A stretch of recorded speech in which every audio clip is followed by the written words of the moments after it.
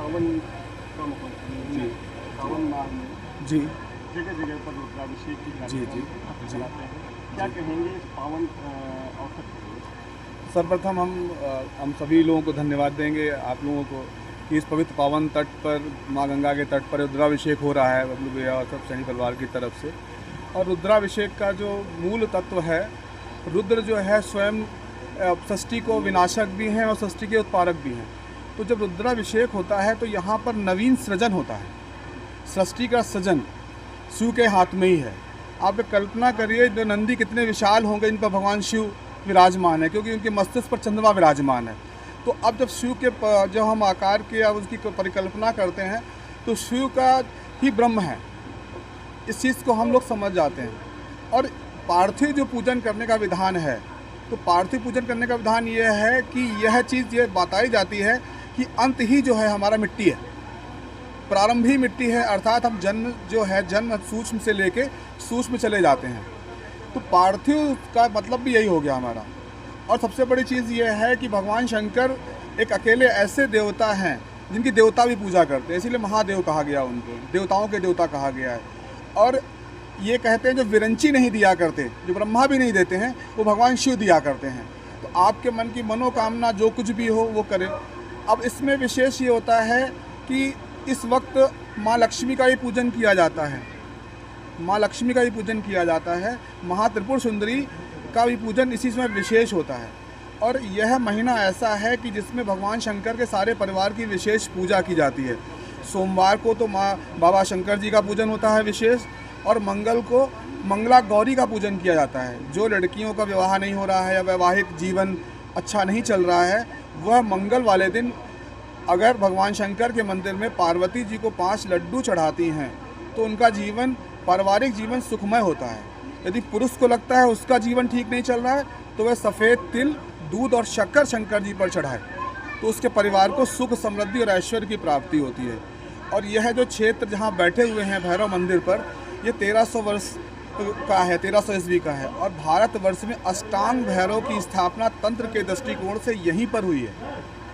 यहाँ पर जो शमी का वृक्ष है वो केवल कानपुर में 3 जगह ही है। यह इसकी जो है विशेषता है। और यहाँ पर आने पर आपको वह सब मिलता है भैरव मंदिर में जो आपकी कामना करते हैं। सत्य सनातन धर्म की जय हो, बाबा भैरवनाथ की जय हो, माँ गंगा की जय हो। पतित पावन माँ गंगा के श्री चरणों में हम सभी उपस्थित हैं, बाबा भैरवनाथ के श्री चरणों में उपस्थित हैं। विगत 16 वर्षों से पावन रुद्राभिषेक, भूत भावन भोलेनाथ का दिव्य पावन अभिषेक हम सभी बाबा भैरवनाथ के श्री चरणों में करते चले आए हैं। ये 16वां वर्ष है आज, और बड़ा भव्य, आनंदित, मंत्रमुग्ध और सभी के कल्याणार्थ ये अभिषेक होता आ रहा है।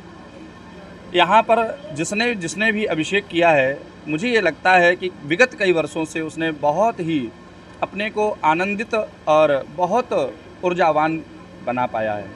प्रभु की ऐसी कृपा रही है कि यहाँ कभी कोई खाली हाथ नहीं गया है। विगत 16 वर्षों से हम अनवरत देखते चले आए हैं कि बाबा की बड़ी कृपा हुई है। और भूत भावन भोलेनाथ के जो रुद्राभिषेक का प्रमुख कार्य है, होता क्या है कि हम सभी समझते नहीं हैं, जानते नहीं हैं, फिर भी करते हैं।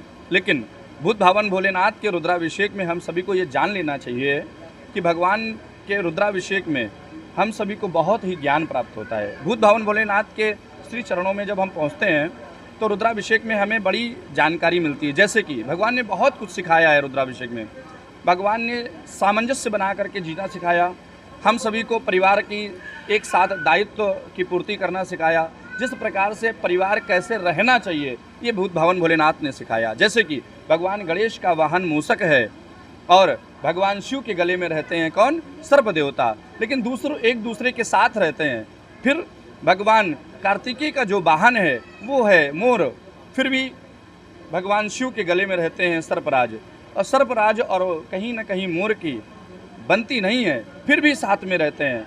भगवान भूत भावन भोलेनाथ का जो वाहन है जी,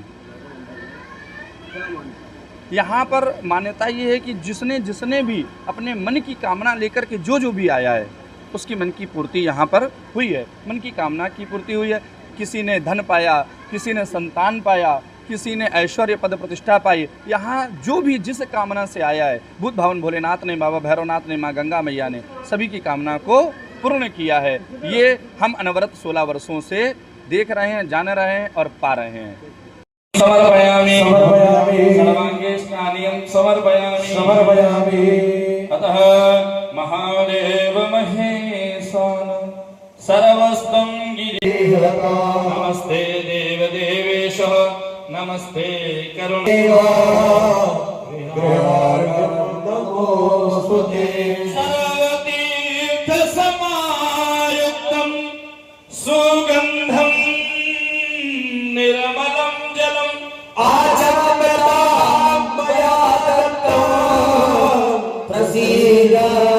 सदाशिवाय नमः मधु पर के स्नान समर्पयामि। अब निर्मलीकरण कर दें भगवान बुद्ध भवन भोलेनाथ।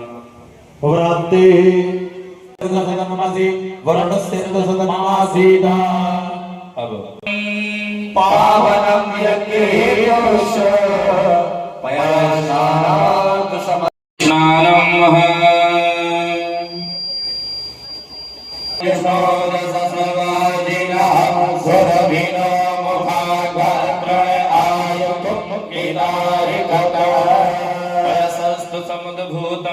मधुराम्लं शशि प्रभं दद्यारीदं मया दधि स्नानं समर्पयामि। ओम अतः स्नानं मृदपावनः। शारीरिक कहीं न कहीं हमने भूल की हो, प्रभु क्षमा करें और विश्व का पान करके हमारी रक्षा करें। ओम कांशे कांसे न पिहतो दरिमध्वाज ओम यन्मधुरो मधव्यं परमगुंद्रो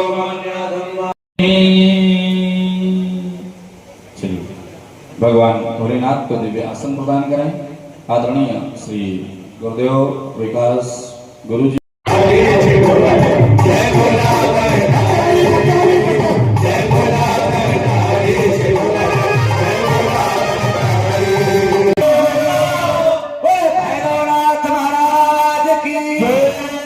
भोले भी हैं लेकिन भाले भी हैं।